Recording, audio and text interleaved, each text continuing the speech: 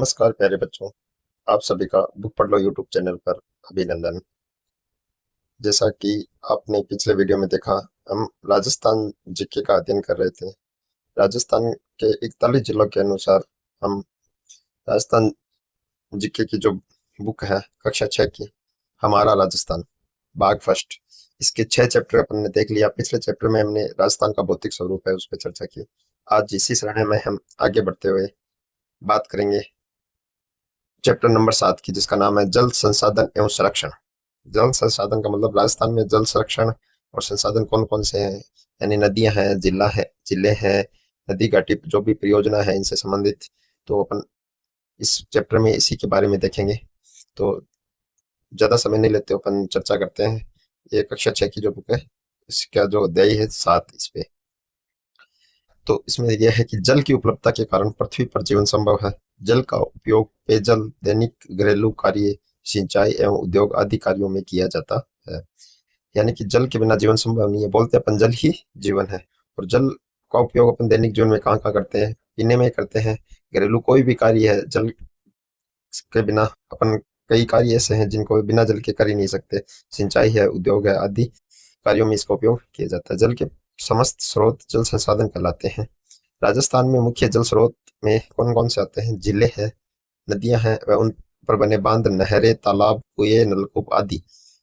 इस अध्याय में राजस्थान के जल संसाधनों एवं अपवाह तंत्र का विस्तार से हम अध्ययन करेंगे।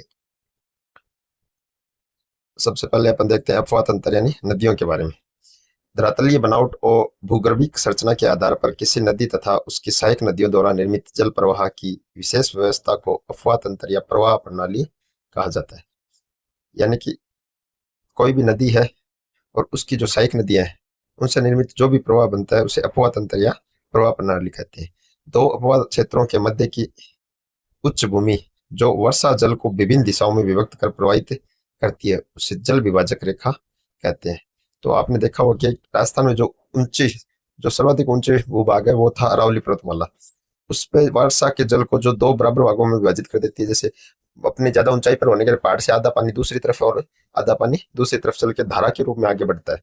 तो ये जो काम करता है जल विभाजक का काम, जल विभाजक वो है राजस्थान की अरावली यानी पर्वतमाला। तो राजस्थान में अरावली पर्वतमाला है, वो जल विभाजक का कार्य करती है।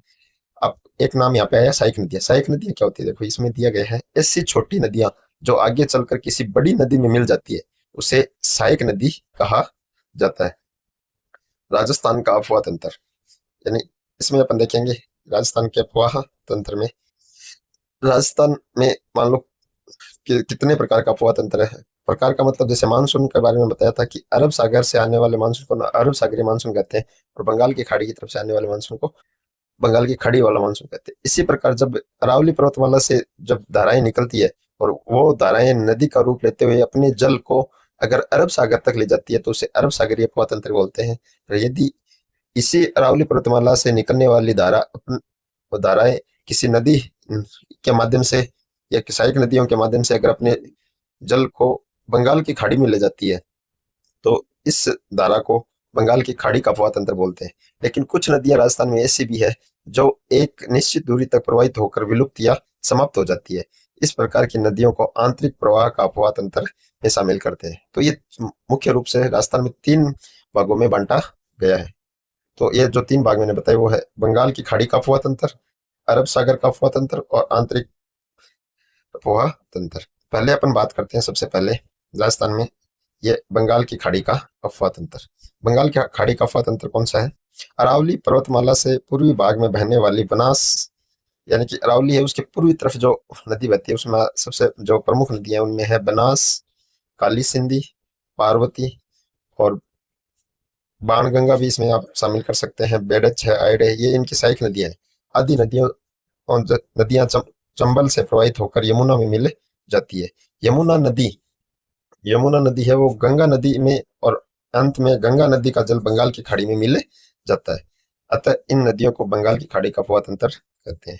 यानी कि सामान्यतः यह होता है कि ये जो है अपने अरावली के पश्चिम की तरफ जो धाराएं बहती है जो वनास नदी के रूप में हो, चाहे काली सिंधी या पार्वती, इन नदियों और इनकी सहायक नदियों का जल है वो राजस्थान में चंबल नदी में मिल जाता है। और चंबल नदी है वो यमुना में मिल जाती है, जो कि गंगा की सहायक नदी है, और गंगा नदी आगे चलकर बंगाल की खाड़ी में गिर जाती है।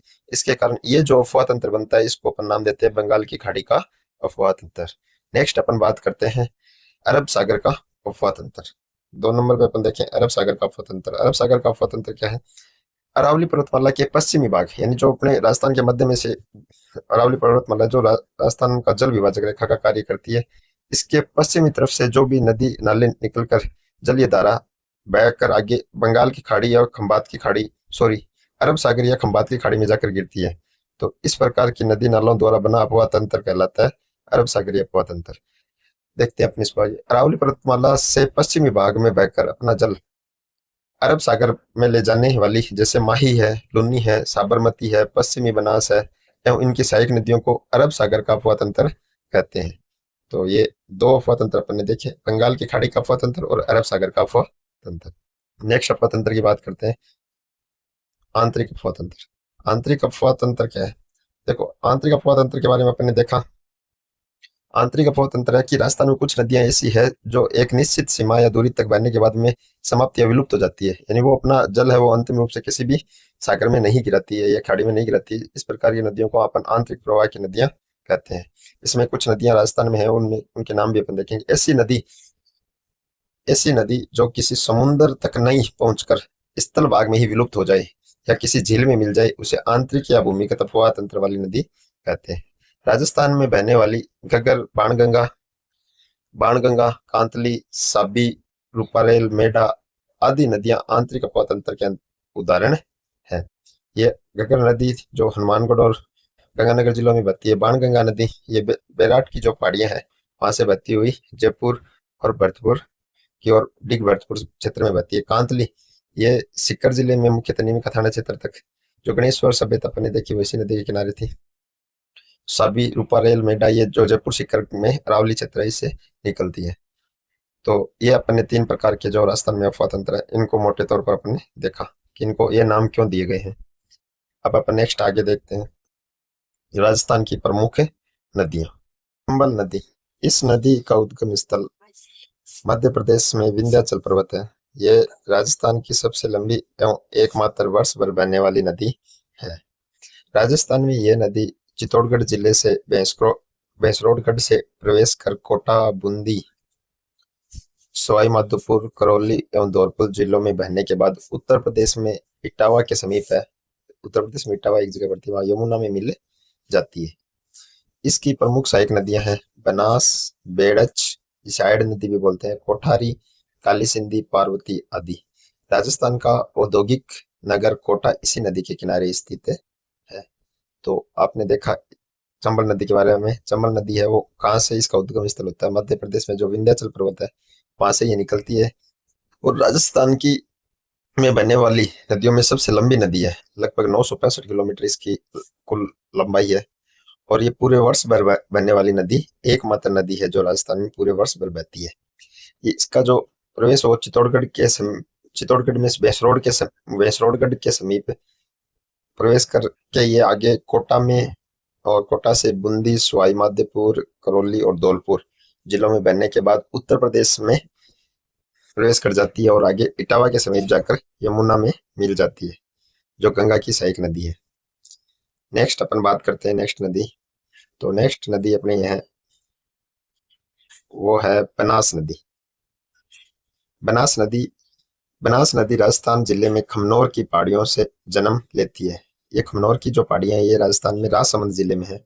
ये राजसमंद, चित्तौड़गढ़, भीलवाड़ा, टोंक जिलों में बहकर सवाई माधोपुर में रामेश्वर के निकट चंबल में मिल जाती है। हमने देखा कि ये बनास है वो चंबल की सहायक नदी है। तो ये जो है कहाँ से निकलती है? राजसमंद जिले में जो खमनोर की पहाड़ियां हैं, खमनोर की पहाड़ियों से निकलकर राजसमंद के बाद चित्तौड़गढ़ से भीलवाड़ा से टोंक जिलों में बहकर आगे सवाई माधोपुर, रामेश्वरी के निकट त्रिवेणी संगम बनाते हुए चंबल नदी में मिल जाती है। यह एक मौसमी नदी है, यानी कि बारिश के समय यह नदी है वो बहती है। मौसमी नदी है, पूर्णतः राजस्थान में बहने वाली ये सबसे लंबी नदी है। अगर आपसे पूछे कि राजस्थान की सबसे लंबी नदी यानी जो राजस्थान से होकर बहती है वो तो है चंबल, लेकिन पूर्णतः राजस्थान में बहने वाली, यानी राजस्थान से उद्गम होता है, राजस्थान में ही वो अन्य किसी नदी में मिल जाती है तो वो नदी कहलाती है पूर्णतः राजस्थान में बहने वाली। तो इस नदी में ये बनास नदी है जो राजस्थान में बहने वाली पूर्णतः राजस्थान में बहने वाली सबसे लंबी नदी है। ये प्रश्न परीक्षा में कई बार पूछा गया है तो आपको कंफ्यूज नहीं होना है। आपको ध्यान में रखना है कि राजस्थान से बहने वाली सबसे लंबी नदी तो है चंबल नदी और पूर्णतः राजस्थान में बहने वाली सबसे लंबी नदी है बनास नदी। इस नदी की लगभग लंबाई देखें तो ये 480 किलोमीटर है। इसकी कुल लंबाई लगभग 480 किलोमीटर है। टोंक नगर है जो बनास नदी के किनारे बसा हुआ है और बना टोंक में जो बिसलपुर बांध परियोजना आपने नाम सुना होगा वो बनास नदी के किनारे स्थित है। बनास की प्रमुख सहायक नदियां कौन कौन सी देखते हैं। मेनाल है, कोठारी है, बेड़च है, खारी है आदि ये बनास नदी की सहायक नदियां हैं।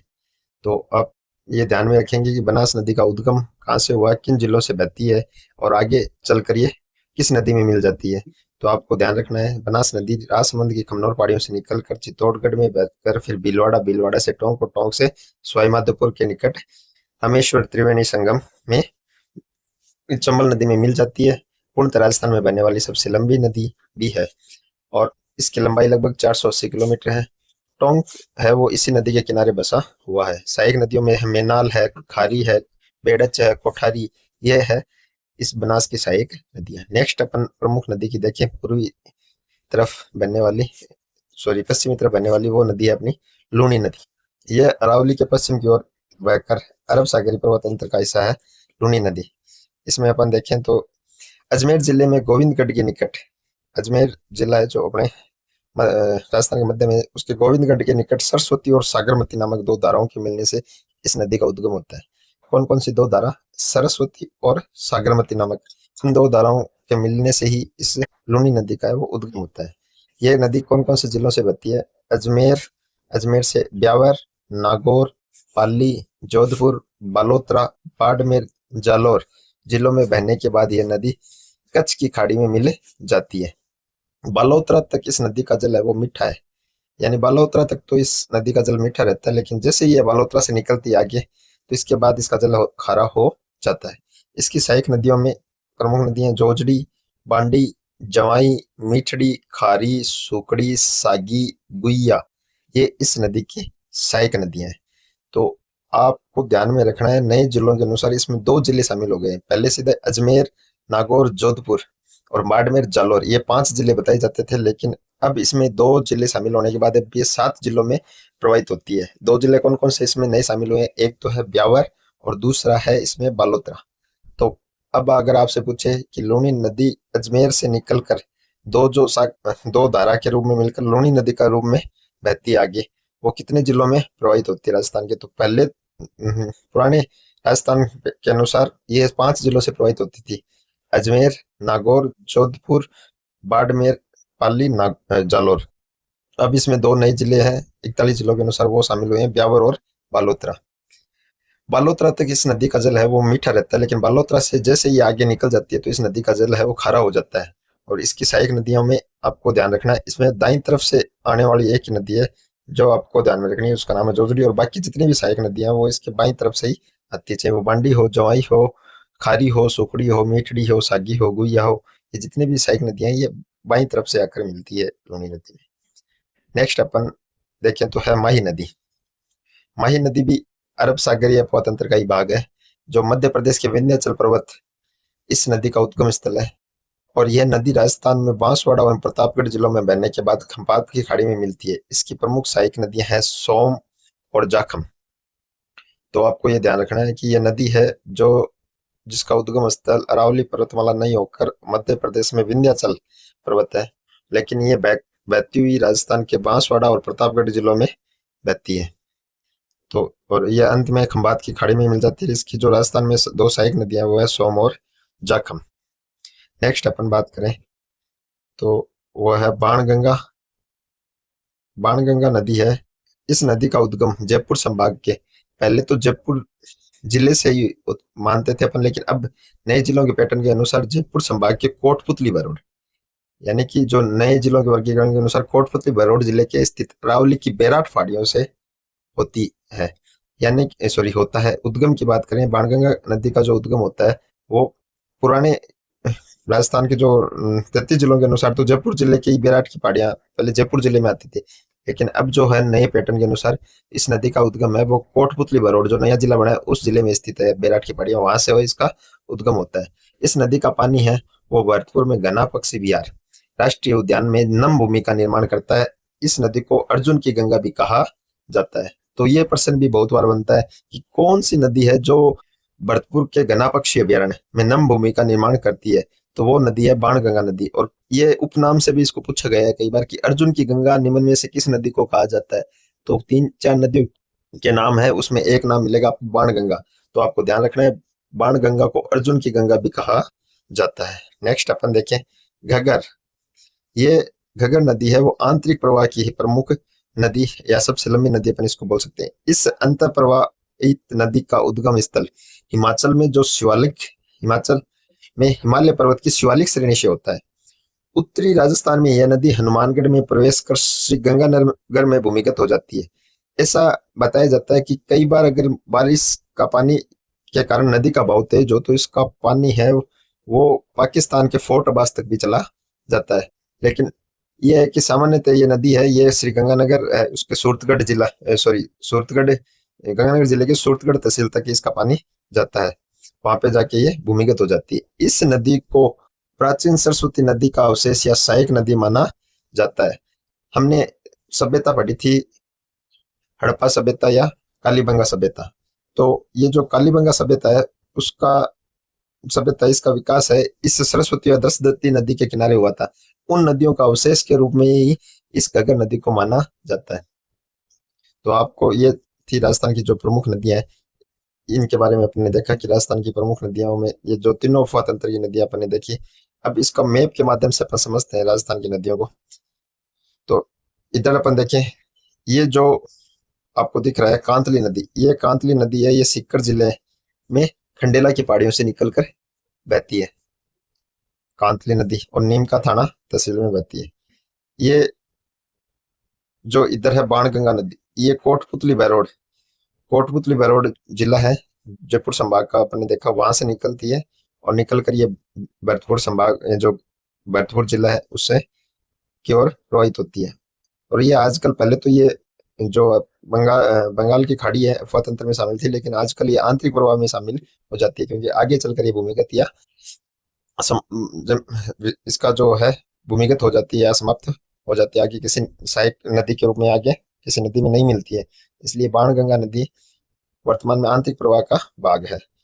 और इसमें अपन देखें यहाँ पे सांबर झील, ये देखो ये सांबर झील है, ये 3 जिलों में फैली हुई है। पहले पुराने अगर राजस्थान पैटर्न के अनुसार देखें तो ये नागौर, जयपुर और अजमेर इन 3 जिलों में थी, लेकिन वर्तमान में अपन इसको देखें तो ये झील है डीडवाना, कुचामन, जयपुर और अजमेर, इन तीनों जिलों में ये फैली हुई है। आगे अपन देखें खारी नदी, ये जो खारी नदी है 2 खारी नदी अपन ने देखी। एक तो खारी नदी थी बनास की सहायक नदी, तो ये वो नदी है खारी नदी जो बनास की सहायक नदी है। और ये बनास नदी है ये राजसमंद के जो खमनोर की पहाड़ियां वहां से निकलकर चित्तौड़गढ़ में प्रवेश कर भीलवाड़ा से होते हुए टोंक और टोंक से सवाई माधोपुर में जो ये रामेश्वर नामक स्थान है वहां पे चंबल में मिल जाती है। और इसकी सहायक नदियों में खारी, मोरेल और अपने कोठारी, बेड़च, ये इनकी सहायक नदियां हैं। और ये चंबल नदी आपको बताया कि ये चित्तौड़गढ़ में बेस रोड के नजदीक से प्रवेश कर कोटा, बूंदी, करौली और धौलपुर में प्रवाहित होती है। और पार्वती और काली सिंध ये भी इस चंबल नदी की सहायक नदियां हैं। माही नदी जो बांसवाड़ा और प्रतापगढ़ में से होकर बहती है। माही नदी को बताया था कि इसका उद्गम स्थल है वो मध्य प्रदेश यानी एमपी से होता है और ये राजस्थान में प्रतापगढ़ और बांसवाड़ा से होकर प्रवाहित होती है। ये जयसमंद झील है, जयसमंद झील वर्तमान में अब सलुम्बर जिले में शामिल हो गई है, यानी कि ये जयसमंद झील है वो सलुम्बर जिले में है जो उदयपुर से टूटकर नया जिला बना था सलुम्बर। और ये पश्चिमी बनास जिसका उद्गम है वो उदयपुर की पहाड़ियों से होता है। और ये अजमेर से निकलने वाली लूनी नदी है। इस लूनी नदी जो पहले 5 जिलों में बहती थी अब ये 7 जिलों में बहती है। यहाँ से अजमेर से निकलने के बाद ये अजमेर, ब्यावर और नागौर के बाद ये यहाँ से जोधपुर, पाली और बाड़मेर, पालोत्रा और जालोर से होकर आगे अरब सागर की ओर प्रवाहित होती है। तो ये है पश्चिम की सबसे लंबी नदी लुनी नदी। तो ये मैप पर अपने देखने का प्रयास किया राजस्थान के जल प्रवाह तंत्र को। तो अपन आज के लिए इतना ही, वीडियो को यहीं विराम देते हैं। आशा करता हूँ कि आपको मेरे द्वारा जो ये नदियाँ या अपवाह तंत्र बताए गए हैं आपको समझ में आए होंगे। तो आप वीडियो को लाइक शेयर और सब्सक्राइब जरूर करें। जिन भी साथियों ने अभी तक चैनल को सब्सक्राइब नहीं किया है या अपने साथियों के साथ शेयर नहीं किया है, उनसे मेरा निवेदन रहेगा कि आप हमारे मोटिवेशन के तौर पर चैनल को सब्सक्राइब जरूर करें। और आपके जो भी साथी है जो कंपटीशन एग्जाम राजस्थान से संबंधित जो भी कंपटीशन एग्जाम की तैयारी कर रहे हैं, उनके साथ इन वीडियो को शेयर जरूर करें। जय हिंद, जय जय राजस्थान।